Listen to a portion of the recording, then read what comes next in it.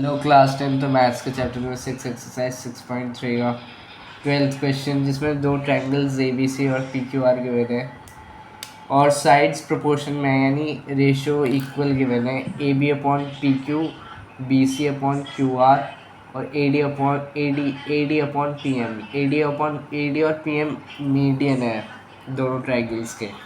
तो median opposite side को equal parts में डिवाइड करती है, तो ये इसके इक्वल होगा, ये लेंथ इसके इक्वल होगी। तो हमें प्रूव करना है triangle A B C triangle P Q R के सिमिलर होगा।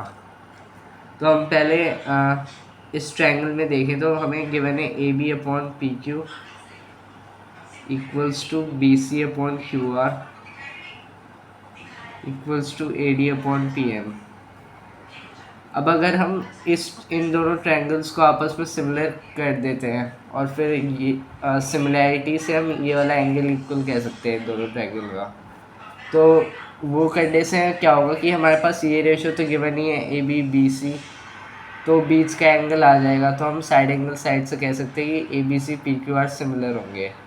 तो उसके लिए हमें यहाँ पे दोनों तरफ इस इक्वेशन में हाफ से डिवाइड करना पड़ेगा, ऊपर नीचे डिनोमिनेटर और न्यूमरेटर में।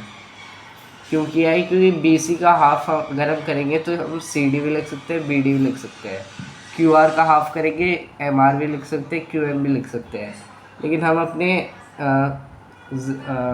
नीड वाला पार्ट लिखेंगे यहाँ पे। तो बी सी का हाफ हम बी डी लिखेंगे और क्यू आर का हाफ हम लिखेंगे क्यू एम। और हमें मीडियन भी प्रोपोर्शन में इक्वल गिवन है A D upon P M, तो ये चीज़ भी आपस में इक्वल होगी। तो यहाँ से हम कह सकते हैं कि triangle A B D will be similar to triangle. अब ए बी डी तो पी क्यू एम के सिमिलर होगी, P Q M. A B upon P Q equal given है B D upon Q M के और A D upon P M के equal given है। तो हम कह सकते हैं साइड सिमिलैरिटी से।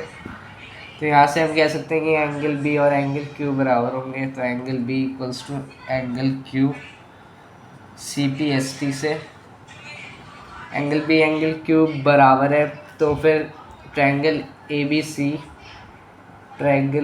सी और ट्रायंगल पी क्यू आर में देखें, एंगल बी और एंगल क्यू बराबर है A B upon P Q का जो रेशो है वो इक्वल है B C upon Q R के। तो सिमिलर हो गए triangle A B C similar to triangle P Q R. Side angle side similarity से हम कह सकते हैं कि ये दोनों ट्रायंगल्स आपस में सिमिलर होंगे और यही प्रूव करना था हमें कि सिमिलर होंगे और कैसे होंगे।